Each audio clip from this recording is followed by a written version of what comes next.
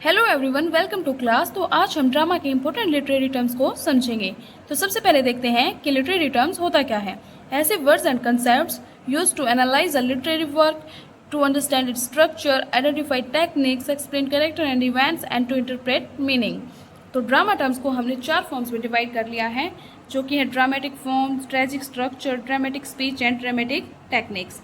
तो सबसे पहले हम देखेंगे ड्रामेटिक फॉर्म को, ट्रेजिडी एंड कॉमेडी। ट्रेजिडी क्या होता है, कॉमेडी क्या होता है, ये हम आगे देखेंगे। ट्रेजिक स्ट्रक्चर में क्या है, tragic hero, hamartia, hubris, catharsis, peripeteia and anagnorisis. Dramatic speech में क्या है, soliloquy, monologue and aside. And dramatic techniques में क्या है, dramatic irony, foil, plot and conflict. Tragedy क्या है, ये सीरियस ड्रामेटिक फॉर्म है जो कि यूजुअली इन्वॉल्व करती है सेंट्रल कैरेक्टर को। जो सेंट्रल कैरेक्टर है वो सिचुएशन से फेस करता है, मतलब ऐसी सिचुएशन जिसमें वो गलत डिसीजन ले लेता है और उसके बाद वो सिचुएशन से सफ़र करता है, जो कि डाउनफॉल को रिजल्ट करती है। एरिस्टोटल के according audience pity and fear feel करती है, जो कैथारसिस को रिजल्ट करती है। कैथारसिस क्या होता है, इमोशनल प्योरिफिकेशन। सेकंड है कॉमेडी। कॉमेडी क्या है, conflict plus humour plus complications. मतलब इसमें यूजुअली ये पॉजिटिव और हैप्पी एंडिंग होती है। एग्जाम्पल क्या है, विलियम शेक्सपियर के 12th night and a midsummer night's dream. Third है ट्रेजिक हीरो। ट्रेजिक हीरो क्या होता है, सेंट्रल कैरेक्टर होता है ट्रेजिडी का, ठीक है। यूजुअली ये सिग्निफिकेंट एंड नोबल पोजीशन पर होता है, ह्यूमन इम्परफेक्शंस को शो करता है, सीरियस एरर और वीकनेस को दिखाता है, सफरिंग देन डाउनफॉल। जैसे एग्जाम्पल के लिए सोचो आप, कोई पावरफुल किंग है, वो किसी सिचुएशन में रॉन्ग डिसीजन लेता है, फिर उसके कॉन्सिक्वेंसेस को फेस करता है, देन डाउनफॉल, एंड अपनी फैमिली, अपना राजपाट सब गवा देता है। Fourth is hamartia. तो हेमेर्शिया क्या है, ट्रेजिक एरर या एरर ऑफ जजमेंट। इसको हम सिंपली बैड कैरेक्टर नहीं बोल सकते हैं। रॉन्ग जजमेंट की वजह से wrong action, then consequences and then tragedy, ये हेमेर्शिया है। फिफ्थ है यूब्रिस। यूब्रिस का मतलब है एक्सेसिव प्राइड या एरोगेंस। ये नॉर्मल कॉन्फिडेंस नहीं है, या मतलब नॉर्मल कॉन्फिडेंस नहीं है, ये ओवर कॉन्फिडेंस है। Excessive pride plus disregard for limits, ये क्या करता है, डाउनफॉल को क्योज करता है। सिचुएशन देख लीजिए, जैसे नो वन कैन डिफीट मी। कोई किंग है, वो बोलता है कि मुझे कोई हरा ही नहीं सकता, इग्नोर करता है वार्निंग्स को। लोग बोलते हैं कि तुम्हारी सेना छोटी है, लेकिन वो क्या कहेगा, नहीं, ये मैं राजा हूँ, मैं ही जीतूंगा। तो ये एक्सेसिव प्राइड है। तो ignore warnings, then make reckless decision and face consequences, तो ये है यूब्रिस। सिक्स्थ है कैथारसिस। कैथारसिस में क्या है, इमोशनल प्योरिफिकेशन। पहले tragedy, then pity, fear, then catharsis. Audience जो है वो एक्सपीरियंस करती है पिटी एंड फियर को, जिसकी वजह से इमोशनल प्योरिफिकेशन जो है, कैथारसिस जो है, वो रिजल्ट होता है। Seventh is peripeteia, reversal of fortune. Peripeteia को आप रिवर्सल से याद रखिए, जैसे सक्सेस है, देन सडन रिवर्सल, फेलियर या डिजास्टर।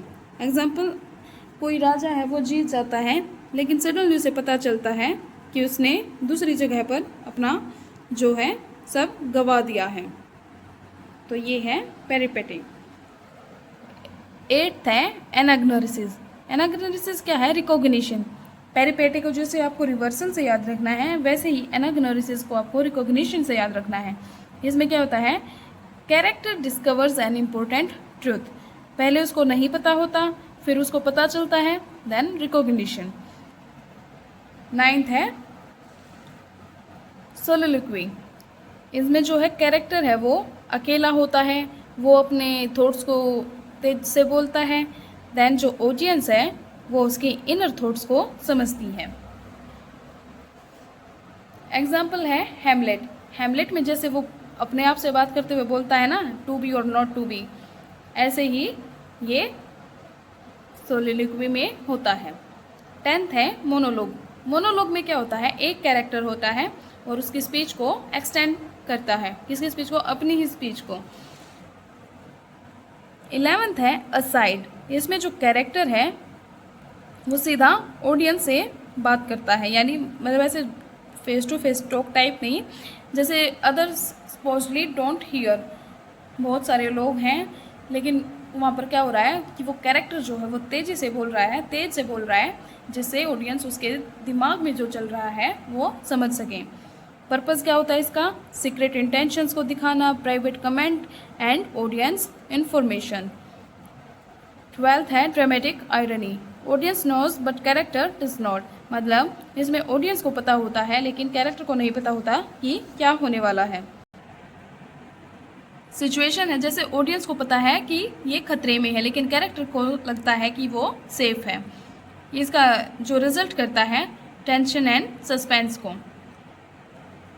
13th है foil. One characters qualities highlight another character. Example है, कैरेक्टर ए जो है ब्रेव, ऑनेस्ट एंड काम है, वही जो कैरेक्टर बी है वो कोवार्डली है, डिसऑनेस्ट है, इम्पल्सिव है, जो कि ये कॉन्ट्रास्ट है, ये ए की क्वालिटीज़ को क्लियरली दिखाता है। 14th है प्लॉट। ठीक है, ये दिखाता है कि इवेंट्स कैसे अरेंज किए गए हैं, सिर्फ ये नहीं कि क्या हुआ है। प्लॉट का मतलब सिर्फ स्टोरी नहीं है बल्कि ये दिखाना है कि कैसे, क्यों और किस तरीके से हुआ है। नेक्स्ट है हमारा कॉन्फ्लिक्ट। कॉन्फ्लिक्ट क्या होता है? ये होता है स्ट्रगल बिटवीन अपोजिंग फोर्सेस, जैसे इंटरनल कैरेक्टर वर्सेस सेल्फ, ये जैसे हेमलेट में था। Character versus character, character versus society, character versus nature. Example Hamlet. I hope आप सभी को समझ आया होगा। अभी भी अगर कोई क्वेरीज रहती हैं तो कमेंट में लिख देना।